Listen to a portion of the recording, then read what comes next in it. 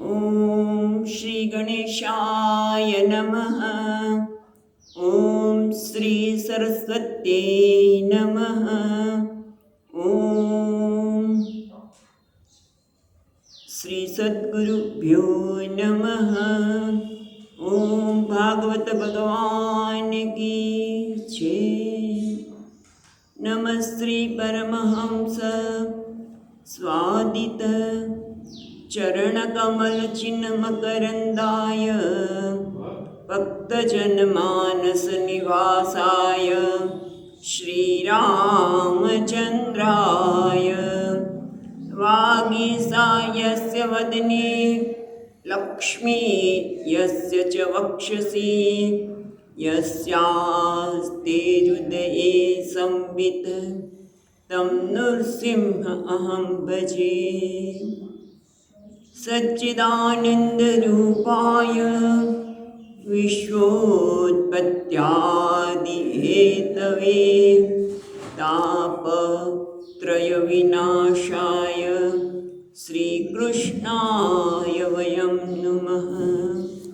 नारायणं नमस्कृत्यं नरं चैव नरोत्तमं देवीं सरस्वतीं व्यासं ततो जयमुदीरयेत्। श्रीकृष्णाय वासुदेवाय हरये परमात्मने प्रणतक्लेशनाशाय गोविन्दाय नमो नमः। यं प्रवचन्तमनुपेत्य अपेतकृत्यं द्वैपायनो विहरकातर आजुहाव पुत्रेति तन्मयतया तरवो विनेन्दुः तं सर्वभूतहृदयं मुनिमानतोऽस्मि। जन्माद्यस्य यतोऽन्वयादितरतः चार्तेष्वभिघ्नस्वराट् तेने ब्रह्महृदाय आदिकवये मुह्यन्ति सूरयः तेजो वारिमृदां यथा विनिमयो यत्र त्रिसर्गो मृषा ताम्नां स्वेन सदा निरस्तकुहकं सत्यं परं धीमहि। नमो भगवते तुभ्यं वासुदेवाय धीमहि प्रद्युम्नाय निरुद्धाय नमः संकर्षणाय च।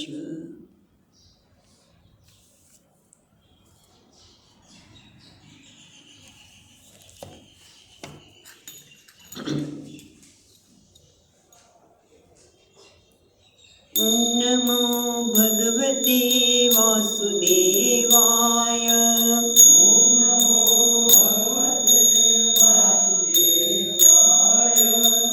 नमो भगवते वासुदेवाय।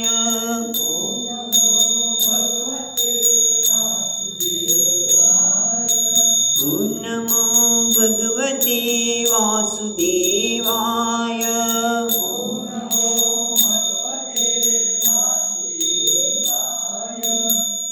नमो भगवते वासुदेवाय।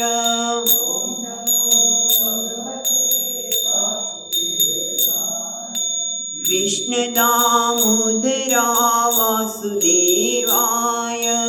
कृष्णदामोदरा वासुदेवाय। कृष्णदामोदरा वासुदेवाय। वासुदेवाय। ॐ नमो भगवते वासुदेवाय। भगवते वासुदेवाय। ॐ नमो भगवते वासुदेवाय। ॐ भगवते वासुदेवाय। कृष्ण दामोदरा वासुदेवाय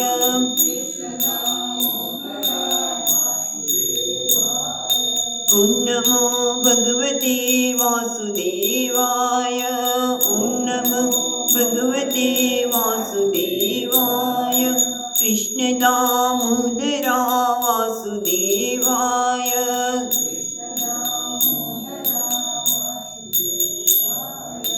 ॐ नमो भगवते वासुदेवाय ॐ भगवते वासुदेवाय ॐ नमो भगवते वासुदेवाय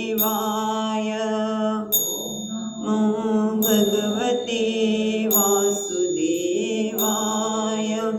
ॐ नमो भगवते वासुदेवाय ॐ नमो भगवते वासुदेवाय ॐ नमो भगवते वासुदेवाय ॐ नमो भगवते वासुदेवाय।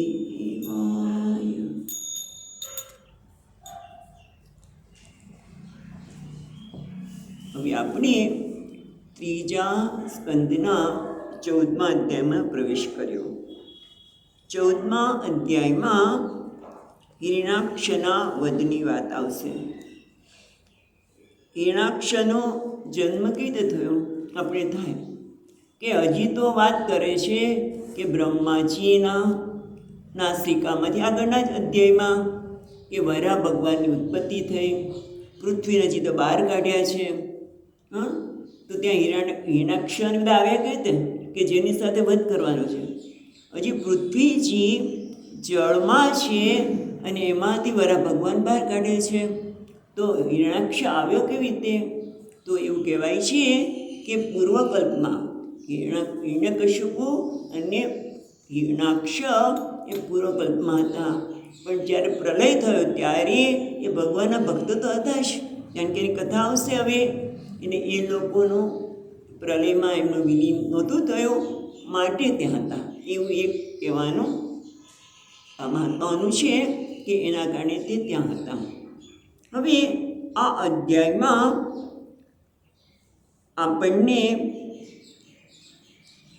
વિદુરજી દ્વારા હજી વધારે આગળ જાણવાની ઈચ્છાની વાત કરશે અને કેવી રીતે હિરણાક્ષનો જન્મ થયો વગેરેની વાત પણ આવશે। આમ તો ગર્ભધારણની વાત આ અધ્યાયમાં આવે છે। અને 14મા અધ્યાયમાં હિરણાક્ષના વધ માટે સનક સનકાદિના શાપનું કારણ કહેવા માટે સંધ્યાકાળે દિતિને કામવાસના થઈ અને ગર્ભ ઉત્પન્ન કરાવ્યો એ કહેવામાં આવશે। તો હવે આપણે પહેલો શ્લોક જોઈ ગયા છીએ।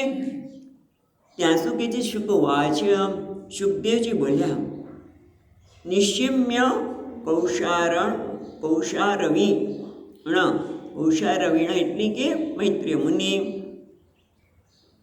મૈત્ર મુનિ દ્વારા જ્યારે પૃથ્વીના ઉદ્ધાર માટે વરારૂપ થયેલા શ્રી હરિની કથા સાંભળી પછી તૃપ્તિ થતી નથી, અતિ તૃપ્તિ એટલે પૂર્ણ તૃપ્તિ થઈને એટલે વિદુરજીએ બે હાથ જોડીને મૈત્રેય મુનિને કહેવા લાગ્યા। આ પહેલો શ્લોક આપણે જોયો। હવે બીજા શ્લોકમાં જઈએ। બીજો શ્લોક વાંચીશું। વિદુર ઉવાચ તેનૈવ તુ મુનિશ્રેષ્ઠ હરિણા યજ્ઞમૂર્તિના આદિદૈત્યો હિરણ્યક્ષા અત ઇતિ શુશ્રુમા। વિદુરજી કહે છે, કેટલા સંબોધન વાપરે છે। તેનૈવ તુ મુનિશ્રેષ્ઠ, હે મુનિશ્રેષ્ઠ, તું એટલે પરંતુ, તેનૈવ એટલે તેના, તે ન એવ એના વડે, એના વડે એટલે કોણ? ભૂમિ ઉદ્ધરતા, ભૂમિનો ઉદ્ધાર કરનાર। તેનૈવ એટલે ભૂમિનો ઉદ્ધાર કરનાર। હરિના યજ્ઞમૂર્તિના, હરિના એટલે હરિ વડે, ત્રીજી વિભક્તિ છે એટલે વડે, ત્રીજી વિભક્તિમાં વડે આવે એટલે તેન એટલે એના વડે ભૂમિનો ઉદ્ધાર કરનાર હરિ વડે. પછી હરિ કોણ છે? યજ્ઞમૂર્તિના જે યજ્ઞમૂર્તિ એવા શ્રી હરિના દ્વારા આદિદૈત્ય હિરણાક્ષ, બીજી લીટીમાં જુઓ, આદિદૈત્ય હિરણાક્ષ હત ઇતિ સુષુમ, એટલે કે છે આદિદૈત્ય હિરણાક્ષનો હત એટલે વધ કરવામાં આવ્યો, ઇતિ અનુસુષુમ એવું તમારી પાસેથી સાંભળ્યું, તદ મુખાત તમારા મુખેથી જ અમે સાંભળ્યું કે વરાહ ભગવાનની જેમના દ્વારા ભૂમિને ઉદ્ધાર કરવામાં આવ્યો તેને એટલે જેના દ્વારા ભૂમિને ઉદ્ધાર કરવામાં આવ્યો, ઉપર લેવામાં આવ્યા, એનો જ એવા વરાહ ભગવાનને આદિદૈત્ય હિરણાક્ષનો વધ કર્યો એવું તમારી પાસે તમે સાંભળ્યું. ઓકે, તો શું છે હવે આગળ? તો કે છે ત્રીજા શ્લોકમાં, તસ્યોચ્યુદ્ધાર તક્ષોણીમ સ્વદ્રંષ્ટાગ્રે લીલયા દૈત્યરાજસ્ય બ્રહ્મન્ન કસ્માત હેતુર્ભુન્મૃદઃ. એટલે કે છે તસ્ય એટલે તે એટલે વરાહસ્ય ચ ઉદ્ધરતઃ ક્ષોણીમ એટલે ભૂમિ, તસ્ય એટલે વરાહ ભગવાન શું છે? સ્વદ્રષ્ટા લીલયા, સ્વદ્રષ્ટાગ્રે પોતાના દાઢના અગ્રભાગથી ક્ષોણિતમ ઉદ્ધરતઃ ક્ષોણિત પૃથ્વીનો ઉદ્ધાર કર્યો. પણ કેવી રીતે? લીલયા ને લીલા એટલે રમતમાં. તમે જો રમતા હોઈએ તો એનો ભાર ન લાગે, જીતવાની કે હારવાની કોઈ ચિંતા જ નહીં, રમી છે. પણ એ રમવામાં જો ભારત જ જીતવું જોઈએ કે ઓલો ઓસ્ટ્રેલિયા કે પાકિસ્તાન કોઈ પણ હોય, જીતવાની વાત આવે ત્યાં ટેન્શન થઈ જાય, હે ને? જીતવાની કે હારવાની વાત આવે, જ્યાં પણ જય કે પરાજયની વાત આવે, સફળતા કે નિષ્ફળતાની વાત આવે તો કર્મમાં શું થાય? ટેન્શન. પરીક્ષા ચાલી રહી છે અત્યારે અને પરીક્ષામાં ઉત્તીર્ણ થવું જ જોઈએ, આટલા ટકા માર્ક્સ આવવા જ જોઈએ, નહીંતર આમ થશે, નહીંતર પેલું થશે, એવું મનમાં હોય તો શું થાય? પરીક્ષા આપવાની મુશ્કેલ પડે, ટેન્શન. અત્યારે કેટલો દરરોજ તમને પેપરમાં જોવા મળે કે માતા પિતાને ટેન્શન હોય કે આ હોય તો તમે અમારો સંપર્ક સાધો. પણ ટેન્શનનું કારણ શું છે? કારણ કે સફળતા નિષ્ફળતા એની સાથે રહેલી છે.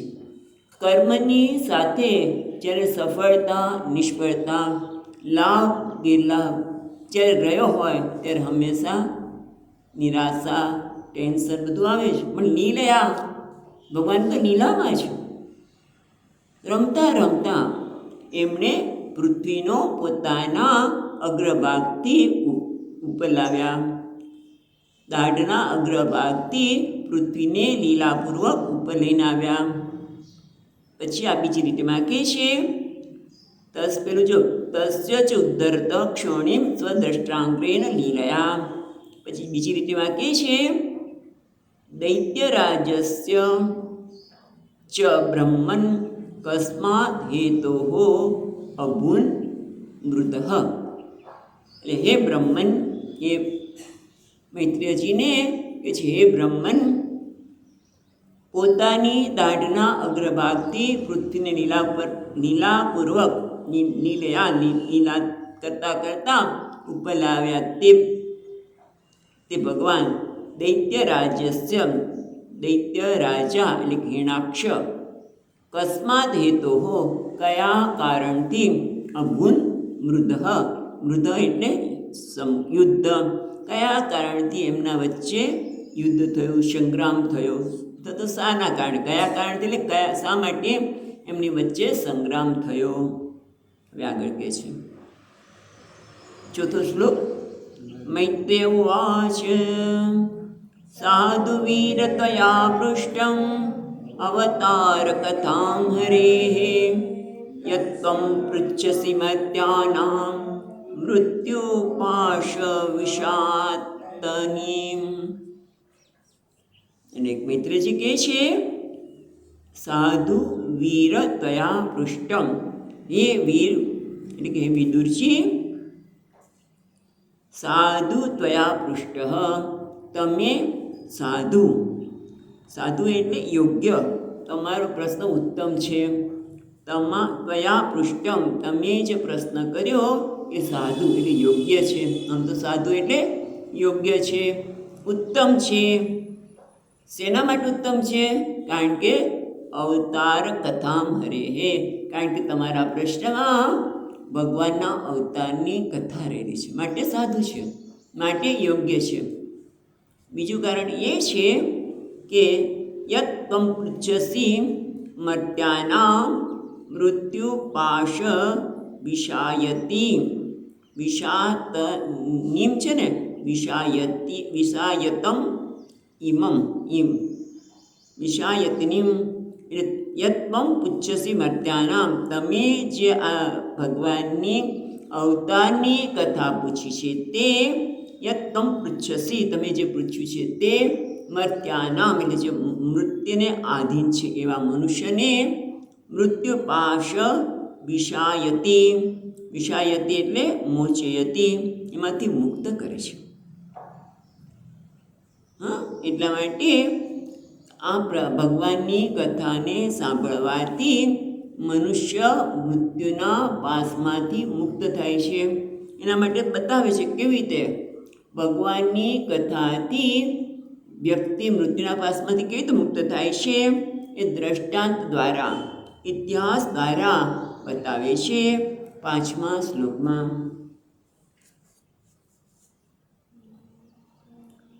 યેયોત્તાનપદઃ પુત્રો મુનિના ગીતયાર્ભકઃ મૃત્યો કૃત્યેવ મૂર્ધ્યંગ્રીમ આરુહ હરે પદમ.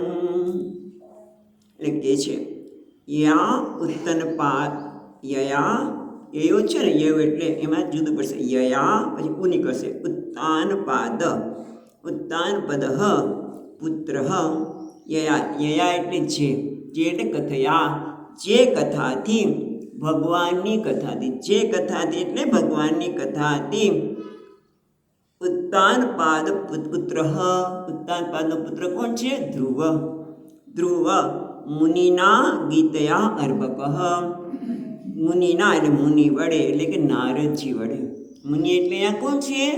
નારદજી, નારદજી વડે અર્ભક ગીતયા, અર્ભક એટલે બાળક જ હતા. ધ્રુવજી એકદમ જ્યારે નાના બાળક હતા ત્યારે મુનિ વડે જે ગીતયા, જે ગીત ગાવામાં, ગીતયા એટલે ગવાયેલી, આમ તો ગીત એટલે ગાવું, ગીતયા એટલે ગવાયેલી, કઈ ભગવાનની ઘડીની કથા જે ગાઈ અથવા તો કઈ, અને આપણે ખબર છે તો ક્યારે કીધી? અર્ભક એટલે આમ તો બાળક, અર્ભકનો અર્થ તો બાળક થાય, અર્ભકનો અર્થ બાળક થાય, પણ આપણને તો ખબર છે ગર્ભમાં જ, માના ગર્ભમાં જ એમણે કથા સાંભળી હતી. એટલે એવી કથા ભગવાનને સાંભળવાથી એને શું થયું? મૃત્યો કૃત્યૈવ મૂર્ધની અગ્રીમ આરુહ હરે પદમ.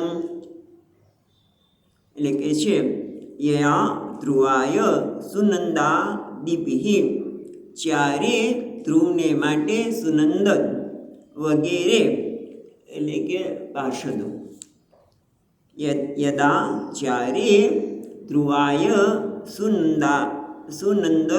સુનંદાદિભિ, સુનંદ વગેરે દ્વારા વિમાનમ આનીત, જ્યારે એમના માટે વિમાન લાવવામાં આવ્યું ત્યારે તદા અસ્ય દેહ ત્યાગો અપેક્ષિત, જ્યારે વિમાન આવ્યું ત્યારે યમરાજાને તો ગવ્યાનો દેહ ત્યાગ કરવાનો સમય થઈ ગયો લાગે છે. વિમાન આવે એનો કે દેહ સાથે દેહ ત્યાગ થાય પછી જ જાય બધા. હા, એટલે કે યમરાજાને થયું કે દેહ ત્યાગનો સમય થઈ ગયો છે.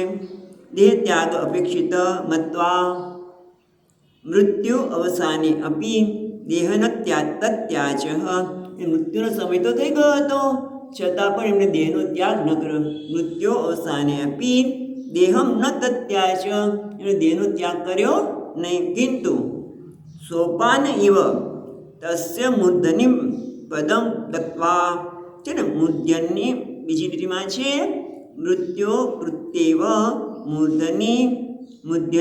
મૂર્ધની અગ્રિમ આરુહ્ય, મૂર્ધની અગ્રિમ આરુહ્ય એટલે કે છે મૃત્યુ કૃત્વા એટલે મૃત્યુ આવ્યું છે. કૃત્વાય એટલે મૃત્યુ આવ્યું હોવા છતાં મૂર્ધની એના મસ્તક મૃત્યુના મસ્તક પર પગ મૂકીને સોપાનીવ જાણે કે નિસરણી ન ચડતા હોય એમ સોપાનીવ તસ્ય મૂર્ધની પદમ તત્પા જાણે પગથિયા પર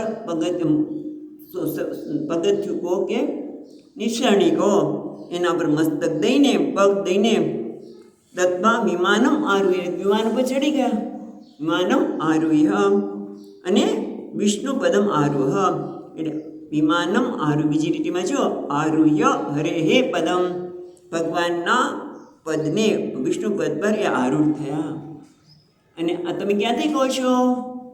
આ તો ટીકામાં છે. એટલે કહે છે કે આ ચોથા સ્કંદમાં આ 12મા અધ્યાયમાં આવશે. એટલે કહે છે ત્યાં શું કહે છે આ શ્લોક છે ત્યાં પરિત્ય અભ્યર્ચ્ય જ્યારે વિમાન આવ્યું ત્યારે શ્રેષ્ઠ વિમાનની પૂજા કરી પ્રદક્ષિણા કરી અને બંને પાર્ષદોને નમન કરી. પાર્ષદમ અભિવંદ્ય બંને પાર્ષદોને અભિવદન કર્યા પ્રણામ કરી સુવર્ણ સમાન તેજસ્વી રૂપને ધારણ કરી અભ્યર્ચ્ય અગ્રીણમ અગ્ર પાર્ષદમ અભિવંદ્ય ચ હિરણમયમ બિભ્રદ રૂપમ એટલે સુવર્ણ જેવું તેજસ્વી રૂપ ધારણ કરીને ધ્રુવજી તે વિમાનમાં બેસવાની ઈચ્છા કરી. એટલે વિમાનમાં બેસી ગયા પણ અહીંયા વિમાનમાં બેસવાની ઈચ્છા કરી. એટલે કે મૈત્રેય મુનિ કહે છે કે તમે જે ભગવાનની કથા પૂછી છે એ મૃત્યુ મર્ત્યાના મૃત્યુ પાસ વિષાતી એટલે મૃત્યુના પાસમાંથી છોડાવનારી ભગવાનની કથા છે. એનું દ્રષ્ટાંત છે ધ્રુવજી. ધ્રુવજી તો એના મસ્તક પર પગ મૂકીને ચડી ગયા વિમાનમાં. એટલે ભગવાનની કથા આવી છે અને તમે પૂછી છે એટલે મને ખૂબ આનંદ છે.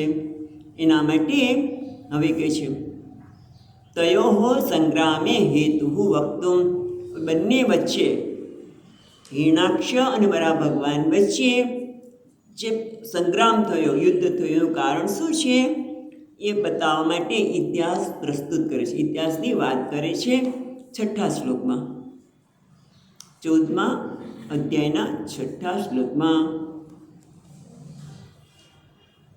તો આજે અથાત્રાપીતિહાસોયમ શ્રુતો મે વર્ણિતઃ પુરા બ્રહ્મણા દેવદેવેન દેવાનામ અનુપૃચ્છતામ. એટલે કે છે અથ એટલે હવે અત્રપી ઇતિહાસ આના માટે પણ એક ઇતિહાસ છે. ઇતિહાસ કોને કહેવાય? ઇતિહાસ એને જુદું પડો તમે શબ્દને ઇતિ હ આસ ઇતિ એટલે આ પ્રમાણે હ એટલે ખરેખર બનેલું આસ એટલે બનેલું આ પ્રકારે બનેલી વસ્તુ છે. આ કોઈ કલ્પનાની વાત કરવામાં આવતી નથી. એને કહેવાય ઇતિહાસ. જેમ કહે ને કે આપણો ઇતિહાસ લખાય છે અત્યારે સુવર્ણ અક્ષરે ઇતિહાસ લખવામાં આવે છે. ઘણી વખત કહેવામાં આવે છે અત્યારે ભારતનો ઇતિહાસ લખાતો જ હોય છે અને પછી એને જ્યારે કોઈ આગળની પેઢીના લોકો હશે એ જોશે. એટલે ઇતિહાસ એટલે આ પ્રમાણે બનેલું. અત્ર અથ હવે અત્ર અપી ઇતિહાસ અયમ આના માટે પણ આવો એક ઇતિહાસ છે. શ્રુતો મેં વર્ણિતમ પુરા પુરા એટલે પૂર્વે શ્રુતવ સાંભળેલો છે. મેં વર્ણિત મેં સાંભળ્યું છે વર્ણન કરવા કોના દ્વારા? બ્રહ્મણા દેવદેવેન બ્રહ્મણા એટલે બ્રહ્માજી દેવદેવેન એટલે દેવાધિપતિ દેવોના પણ દેવ બ્રહ્માજી એટલે દેવાધિપતિ બ્રહ્માજી દ્વારા વર્ણિત એટલે વર્ણન કરવામાં આવે છે. કોને? દેવાનામ અનુપૃચ્છતા દેવોએ જ્યારે એમના વિશે પૂછ્યું ત્યારે અનુપૃચ્છતા પૂર્વે દેવો જ્યારે પૂછતા હતા ત્યારે દેવોને બ્રહ્માજી દ્વારા વર્ણન કરવામાં આવ્યું ત્યારે એ ઇતિહાસ મેં પણ સાંભળ્યો હતો. મેં શ્રુત મેં પણ એ ઇતિહાસને સાંભળ્યો હતો. એટલે મેં સાંભળ્યો છે એ હું તમને અત્યારે કહું છું. શું સાંભળ્યું હતું? તો કહે છે દેવોએ જે પ્રશ્ન પૂછ્યો, દેવતાના પ્રશ્નની પ્રસ્તાવના માટે પ્રથમ હિરણાક્ષ અને હિરણ્યકશિપુની ઉત્પત્તિનો પ્રસંગ કહે છે. ટીકા ન વાંચીશ, ખાલી ગુજરાતી કર્યું. હવે આપણે 7મો શ્લોક જોઈશું. દિતિર્દાક્ષાયણી દક્ષત મારીચમ કશ્યપમ પતિમ અપત્યકામા ચક્રે મે સંધ્યાયામ પૃચ્છયાર્દિતા. એટલે કહે છે દિતિ દાક્ષાયણી ક્ષત. એ ક્ષત એટલે સંબોધન છે. એ ક્ષત, હે વિદુરજી. દિતિ દાક્ષાયણી. દાક્ષાયણી એટલે દક્ષની પુત્રીને બધાને દાક્ષાયણી કહેતા. સતીને પણ દાક્ષાયણી કહેલું. એ દક્ષની પુત્રી દાક્ષાયણી કોણ છે? દિતિ. એ કેવી છે? મારીચિમ કશ્યમ પતિમ. જેના પતિ કોણ છે? કશ્યપ. મારીચિમ કશ્યપમ એટલે મરીચી ઋષિના પુત્ર એવા પોતાના પતિ કશ્યપ જેમના પતિ છે. મરીચીના પુત્ર કશ્યપ જેમના પતિ છે એને દિતિ દાક્ષાયણી.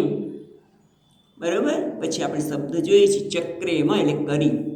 ચક્રમે એટલે કરી. ચક્ર નથી, ચક્ક. આમ તો ચક્કમે એ કૃ ધાતુનું રૂપ છે. અપત્ય કામા ચક્કમે સંધ્યાયા રુચ્છયા અર્દિતા. એટલે વિદુરજી દક્ષની પુત્રી દિતિએ શું છે? સંધ્યાના સમયે સૂર્યનારાયણ અસ્ત થઈ રહ્યા છે ત્યારે સંધ્યાના સમયે અપત્યકામા એટલે પુત્રની કામના વાળી દિતિએ દાક્ષાયણીએ રુચ્છયા અર્દિતા. રુચ્છયા એટલે રુચ્છય એટલે કામ. અર્દિતા એટલે પીડિત. કામનાથી પીડિત એવી દિતિએ સંધ્યાના સમયે પોતાના પતિ કશ્યપ જે મરીચીના પુત્ર છે, ઋષિ મરીચીના પુત્ર છે એવા તેને પુત્રની કામના વખતે માટે સંધ્યાયામ એમણે પોતાની ઈચ્છા, કામભોગ માટેની ઈચ્છા કરી. ચક્રમે અપત્ય કામા. અપત્ય એટલે પુત્રની કામનાથી, આપની કામનાથી એમણે જે પીડાતા હતા એમણે ઈચ્છા પ્રગટ કરી. કામા ચક્કમે. હવે એવું કહેવાય છે કે સૌભાગ્યવતી સ્ત્રી એ લક્ષ્મીનો અવતાર છે. સૌભાગ્યવતી સ્ત્રી એ લક્ષ્મીનો અવતાર છે. અને લક્ષ્મીજીએ ક્યારે સંધ્યા સમયે બહાર જવું જોઈએ નહીં. કારણ કે એ જ વખતે લક્ષ્મીનારાયણ એ ભગવાન ત્યાં આવે. અને ભગવાન આવે અને ઘરના બારણા બંધ હોય. કારણ કે આજકાલ લોકોને સંધ્યા સમયે જ બહાર જવા જોઈએ છે. બહેનોને પર્સ લઈને ઉપડી પડે, ક્યાં એ તો ખબર નહીં, ઘણા બધા કામ હશે ખબર નહીં. પણ સંધ્યા સમય ખરેખર ઘરનું આપણા વડીલો કહેતા એ સંધ્યા સમયે ઘરના બારણા બંધ હોવા જોઈએ નહીં. ત્યારે તો દીવાબત્તી થવા જોઈએ, તુલસીદીની પૂજા કે ઘરમાં દીવો અગરબત્તી વગેરે થવું જોઈએ. એટલે કે ભગવાનને આવકારવા જોઈએ. અને બીજું પણ એક કારણ છે કે સંધ્યા સમયે કોઈ નેગેટિવ નકારાત્મક વસ્તુ આપણે ત્યાં ન આવે. પછી આવશે જ આમાં. એટલા માટે દીવોબત્તી કરીએ, અજવાળું કરીએ. પહેલાંના વખતમાં તો લાઇટ નહીં, દીવો કરીએ, અગરબત્તી કરીએ, ઘંટનાદ કરીએ. કારણ કે ઘંટનાદમાં પણ બહુ મોટી શક્તિ છે. કઈ માનું નામ છે? ઘંટના ઉપરથી નામ કયું છે? ચંદ્રઘંટા. જેને ઘંટનાદથી જ બધા રાક્ષસોને હટાવી દીધેલા. એટલે ઘંટનાદ કરીએ, શંખનાદ કરીએ, દીવો કરીએ તો સંધ્યા સમયે હંમેશા ભગવાનની કૃપા મળતી રહે. પણ આ સમયે સંધ્યાના સમયે દિત્યે તો કામનાથી પીડાતા આવ્યા. દિત્યે પુત્રની કામનાની ઈચ્છા કરી. પછી આગળ કહે છે 8મા શ્લોકમાં, એ ઈચ્છા કરી ત્યારે મૈત્રેય મુનિ શું કરતા હતા એ 8મા શ્લોકમાં કહે છે, ઈષ્ટ્વા અગ્નિજીવમ પયસા પુરુષમ યજુષામ પતિમ નિમ્લોચ્યત્યર્ક્ય આસિમ અજ્ઞાકારે સમાહિતમ. એટલે મૈત્રેય મુનિ ઈષ્ટ્વા એટલે પૂજન કરવું, પૂજન કરીને, આમ તો ઈષ્ટ્વા આ કાર્ય પૂરું થયું તે ત્વા પ્રત્યય છે એટલે ઈષ્ટ્વા અગ્નિજીવમ, અગ્નિજીવા એટલે અગ્નિજીવા એટલે એકદમ પ્રજ્વલિત અગ્નિ છે ને, અગ્નિજીવમ પયસા પુરુષમ યજુષામ પતિમ, પુરુષમ યજુષામ પતિ એટલે યજુષામ પતિમ યજ્ઞાનામ પતિ, એટલે યજ્ઞના જે પતિ છે, જે ફળદાતા છે, યજુષામ યજ્ઞના પતિ ફળદાતા, પુરુષમ એટલે વિષ્ણુ ભગવાન. એટલે કે નિમ્નલોચ્યતિ અર્કે, બીજી લીટીમાં જો નિમ્નલોચ્યત્યર્કે છે ને, નિમ્નલોચતિ ય છે એનો સંધિ છૂટી પડશે તી અને પછી અર્ક, અર્ક એટલે સૂર્યનારાયણ. નિમ્નલોચતિ એટલે અગ્નિ આપણે સૂર્યનારાયણ અસ્તમ ગચ્છતિ, નિમ્નલોચતિ એટલે અસ્તમ ગચ્છતિ, જ્યારે સૂર્યનારાયણ નિમ્નલોચતિ અર્ક, સૂર્યનારાયણ અસ્ત પામતા હતા ત્યારે અગ્નિની જીવવામાં યજ્ઞપતિ શ્રી ભગવાન વિષ્ણુને પયસા ઈષ્ટવા એટલે દૂધ દ્વારા, અગ્નિની જીવામાં દૂધ દ્વારા એટલે પાયસમ કે દૂધથી એમને અગ્નિદેવનું પૂજન કરીને આસીન, બીજી લીટીમાં આસીનમ અગ્નિ આગારે, આગાર એટલે સ્થાન, ઘર એટલે યજ્ઞશાળા, અગ્નિ આગારે આસીનમ સમાહિતમ એટલે શ્રી વિષ્ણુ ભગવાનની પૂજન કરીને સમાહિતમ એટલે સમાધિ અવસ્થામાં અગ્નિહોત્ર શાળામાં, આગારે એટલે શાળામાં, અગ્નિહોત્ર શાળામાં કશ્યપ ઋષિ ત્યાં બેઠા હતા, સમાધિ અવસ્થા બેઠા હતા. એટલે અગ્નિહોત્ર કર્મ પૂરું કર્યું, બીજું કરો બંધ તો પછી અગ્નિહોત્ર કર્મ પૂરું કરીને સમાધિ અવસ્થામાં શાંતિથી બેઠા હતા ત્યારે દિતિએ કામના પ્રગટ કરી, પોતાની ઈચ્છાને પ્રગટ કરી. કઈ ઈચ્છાને? પુત્રની. હવે આગળ કહે છે, દિતિવાચ એષ્મા તત્કૃતે વિદ્વન કામ આતશરાસન દુનોતિ દીના વિક્રમ્ય રંભામિવ મત્તંગજ.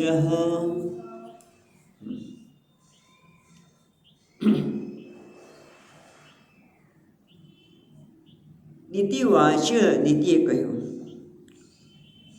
એષ માં તત્કૃતે વિદ્વન, હે વિદ્વાન એટલે કોણ? મૈત્રેય મુનિને કહે છે, હે વિદ્વન એષ માં આ મને, કોણ? આત્ત સરાસન કામ, આત્ત એટલે ગૃહિત, જેણે ગ્રહણ કર્યું છે. શું? સરાસન એટલે બાણ, ધનુષ્ય. કયું ધનુષ્ય? કામ. આ હે વિદ્વાન આ ધનુર્ધારી કામદેવ એણે મને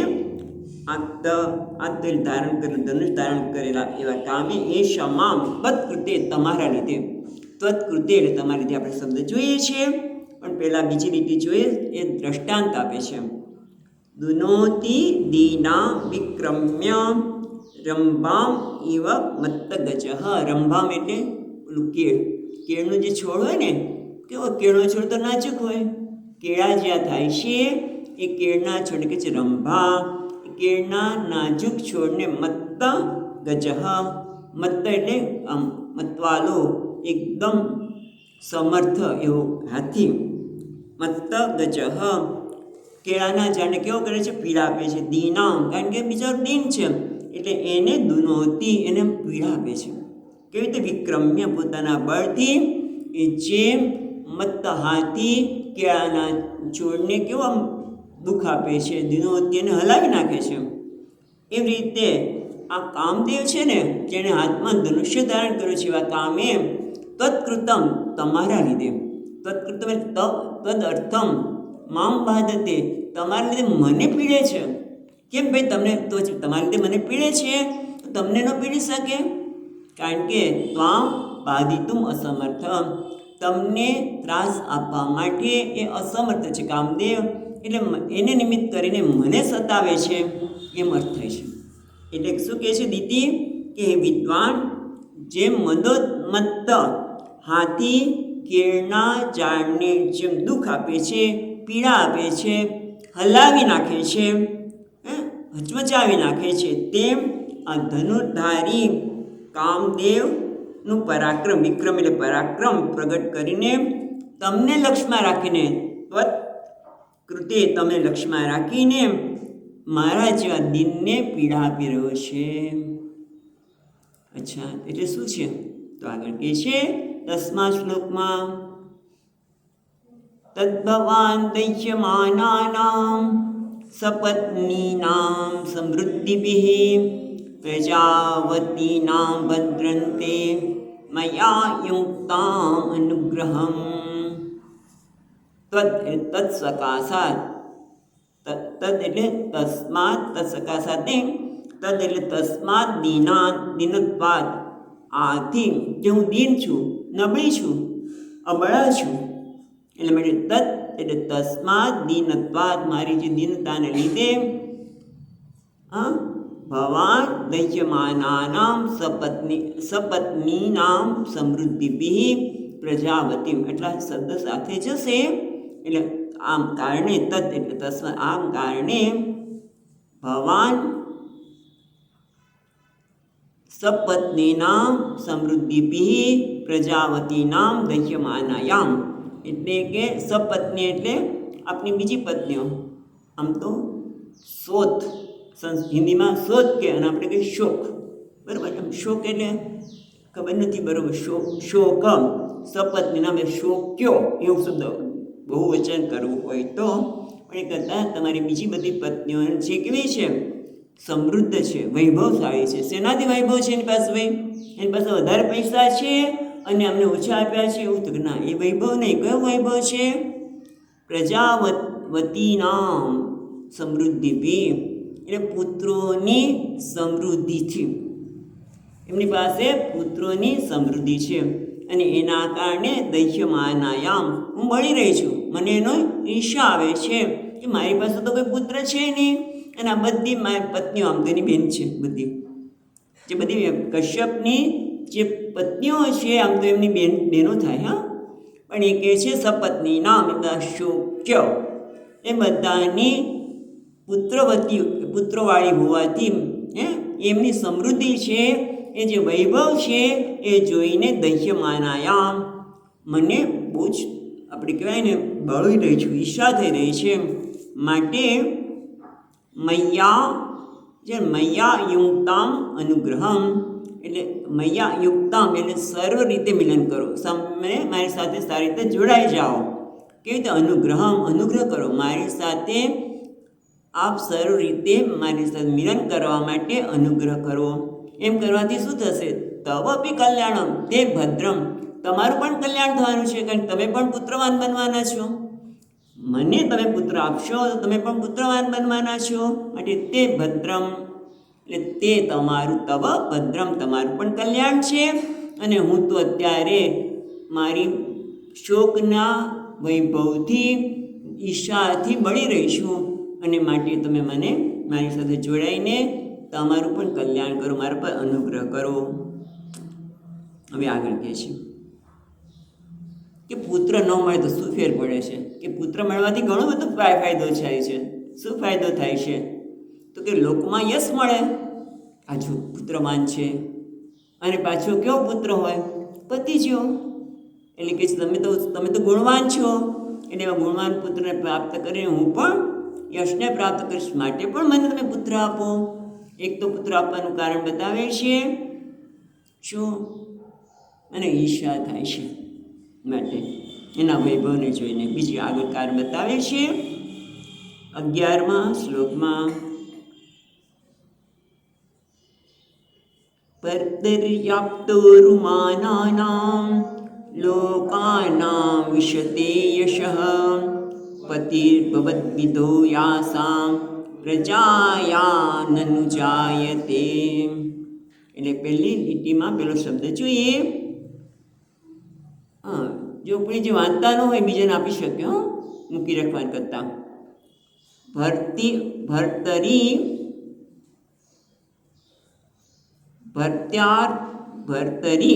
ય છે ને એમાંથી ર નીકળશે. યનું આપણે છૂટું પાડીશું તો ઈ અને અ નીકળશે. યને છૂટું પાડી તો ઈ અને અ નીકળશે. એટલે ભર્તરી આપ્ત, પછી આપતો છે ને એમાંથી ઉ નીકળશે. આપત ઉરુમાના નામ. જો પેલી લીટીમાં જે પેલો શબ્દ છે ને છૂટો ફરી વાર પાડીએ તો શું થશે? ભર્તર્ય છે ને, ભર્તર્ય ય છે અને છૂટું પાડતું ઈ અને ર નીકળે છે. એટલે કારણ કે ઉપર રેફા છે માટે ર. ભર્તરી આપ્ત ઉરુમાના નામ. આપતો છે ને એમાંથી આપત અને ઉ નીકળશે. ઉરુમાના નામ. ઉરુમાના નામ એટલે બહુમાન. ઉરુ એટલે બહુ, માન એટલે ભર્તરી.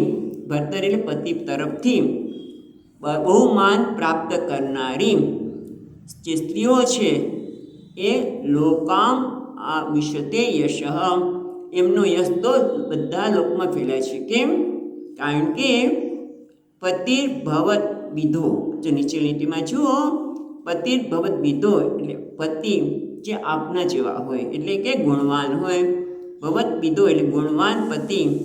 યાસામ જેને આવા ગુણવાન પતિ મળ્યા છે તે. યાસામ એટલે મારા જેવી.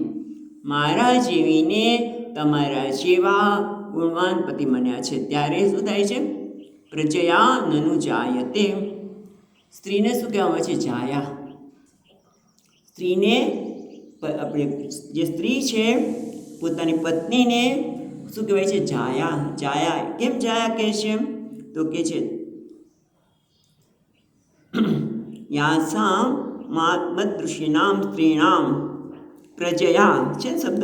પ્રજયા નનુ જાયતે છે શબ્દ. પ્રજયા એટલે પ્રજા વડે. એટલે પ્રજયા એટલે પ્રજા રૂપેણ જાયતે, જે પ્રજા રૂપે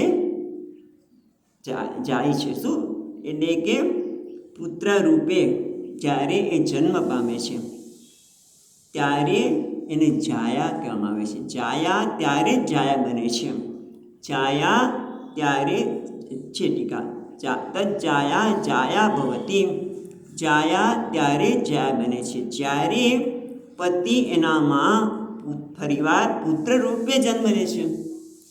પતિ એનામાં ફરીવાર પુત્ર રૂપે જન્મ લે છે. અને આપણે ઉપનિષદમાં પણ જોયું છે કે પિતા જ પુત્ર રૂપે બીજો જન્મ લે છે. એટલે આ અહીંયા શું કહે છે? જાયા એટલે જન્મ થાય છે. પતિ જ ફરીવાર પુત્ર રૂપે જન્મ લે છે માટે એને જાયા કહેવામાં આવે છે. એટલે શું? કે જ્યારે પતિ પુત્ર રૂપે જન્મે છે ત્યારે તેમનો યશ સમગ્ર લોકમાં ફેલાય છે.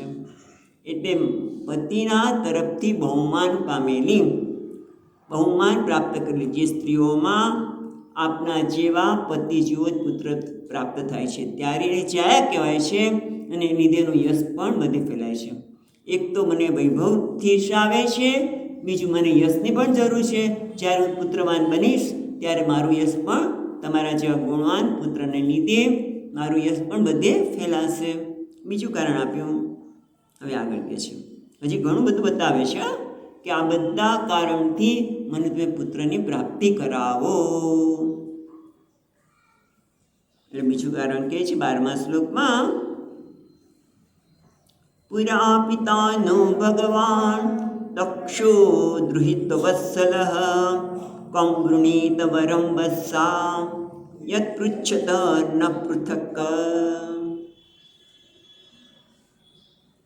એને કહે છે પુરા એટલે પહેલાં, ભગવાન દક્ષ દુહિતૃ વત્સલ ન પિતા. આમ જશે પુરા ભગવાન દક્ષ દુહિતૃ વત્સલ ન પિતા. ન એટલે અમારા પિતા. એટલે ભગવાન એટલે અહીંયા ભગવાન માટે ભગવાન શબ્દ વાપરે છીએ, પણ ભગવાન એક થાય સમર્થ, એટલે સમર્થ એવા દુહિતૃ વત્સલ, દુહિતૃ એટલે પુત્રી, વત્સલ એટલે પુત્રી પ્રેમાળ, વત્સલ શબ્દ વાપરો, દુહિતૃ એટલે પુત્રી, વત્સલ અથવા તો પુત્રી પ્રેમાળ, સમર્થ એવા દક્ષ અમારા પિતા, ખ્યાલ, પુત્રી પ્રેમાળ અને સમર્થ એવા અમારા પિતા, ભગવાનનો અર્થ કર્યો સમર્થ એવા અમારા પિતા દક્ષે શું છે, પહેલાં કમ વૃણીત વરમ વત્સા ઇતિ અપૃચ્છત ન પૃથક, અમને બધાને જુદા જુદા બોલાવીને, બધાની સામે નથી પૂછ્યું, દરેક દીકરીને જુદા જુદા અલગ અલગ બોલાવીને કમ વૃણીત વરમ, તમે અલગ અલગ બોલાવીને કોઈ હે દીકરીઓ તમને કયા વર્ગ, તમને કયો વર ગમે છે, વરમ વત્સા ઇતિ પૃચ્છત, એટલે હે દીકરીઓ કમ વૃણીત, તમને કોને વરણ કરવાનું ગમશે, વર તરીકે તમને કોને વરણ કરવાનું ગમશે એવું અમને પૂછવામાં આવ્યું. એટલે ન એટલે અમારા પિતા અમને અલગ અલગ બોલાવીને પૂછ્યું છે.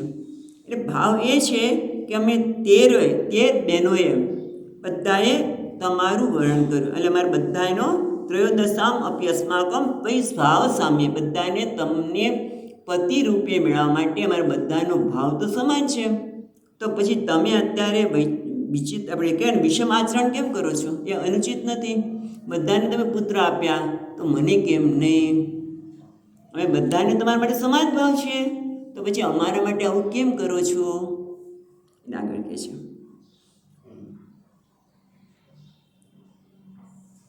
એટલે જ્યારે પિતાએ અમને અલગ અલગ બોલાવીને પૂછ્યું કે તમે કોનું વરણ કરવા માગો છો, ત્યારે હવે આગળ કહે છે પછીના શ્લોકમાં શું થયું,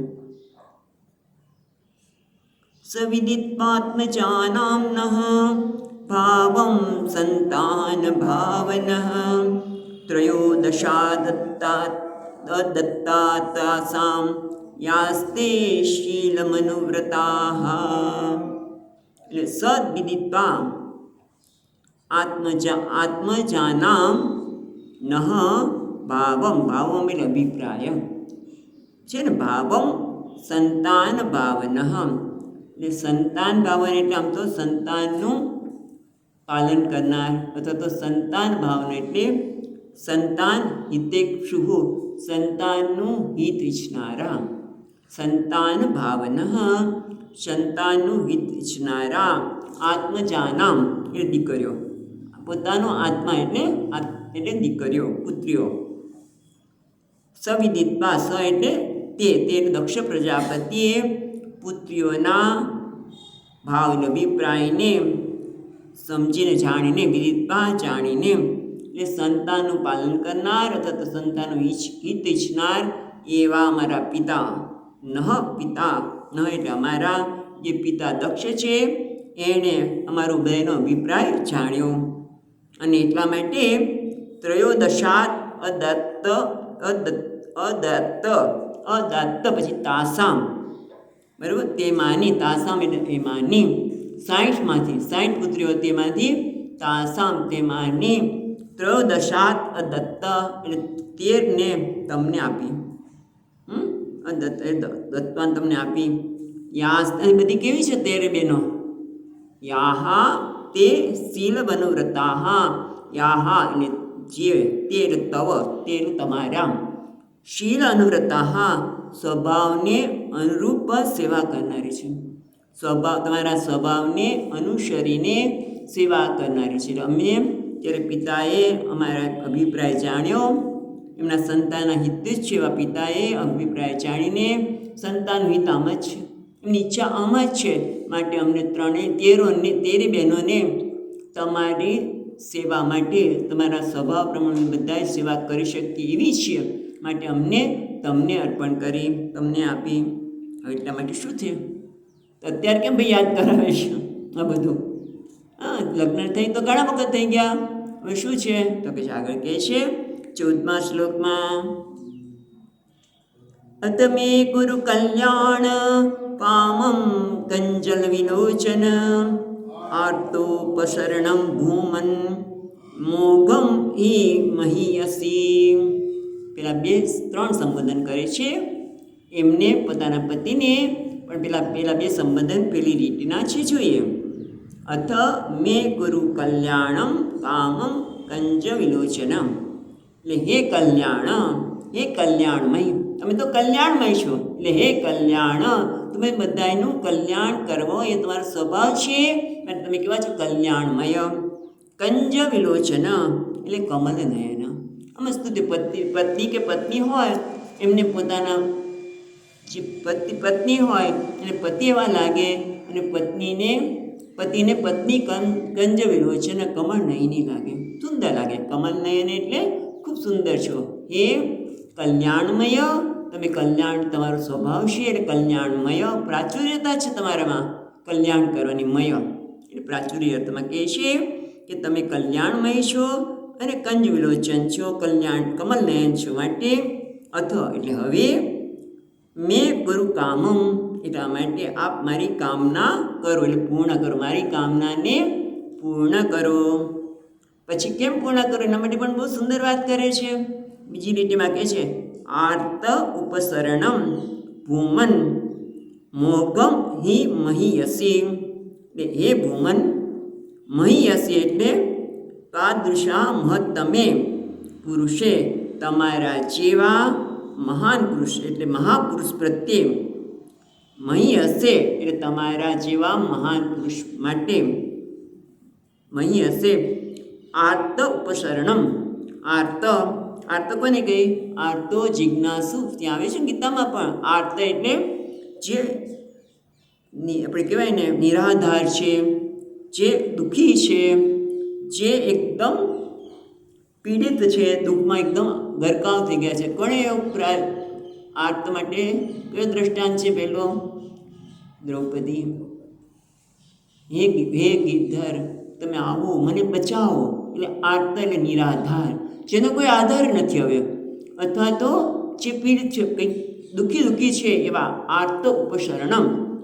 આર્ત એટલે આર્તાનામ એટલે મારા જેવા જે આર્ત છે. ઉપસરણમ એટલે સમીપ આગત્ય. તમે મહિયસી છે, તમે મહાન છો. તમારા જેવા મહાન પુરુષ પાસે જ્યારે આર્ત ઉપસરણમ, આર્ત જે આર્ત છે, દુઃખી છે, જે ત્યારે તમારી પાસે આવે છે, સમીપ આવે છે, ત્યારે મોઘમ હિ ન એટલે એવા લોકોને નિવેદન ન મોઘમ એટલે નિષ્ફળ જવું, વૃથા ન ભવતી, કારણ કે ખરેખર નિષ્ફળ થતું નથી.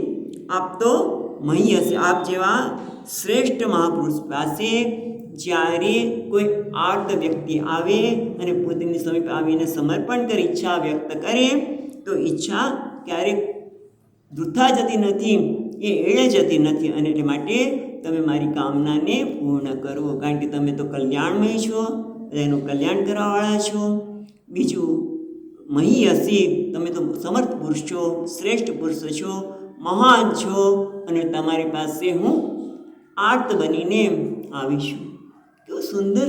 આપ તમે જુઓ, આ બધા શ્લોક જોઈએ તો એમાં સમૃદ્ધિ કેટલી દેખાય છે. એટલે હવે છેલ્લો એક શ્લોક જોઈ લઈએ, 15મો, પછી આપણે વિરમીએ. ઇતિ તાં વીરમારીચઃ કૃપણા બહુભાષિણીં પ્રત્યહાનયન વાચા પ્રવૃદ્ધાન્નં કશ્મલાં.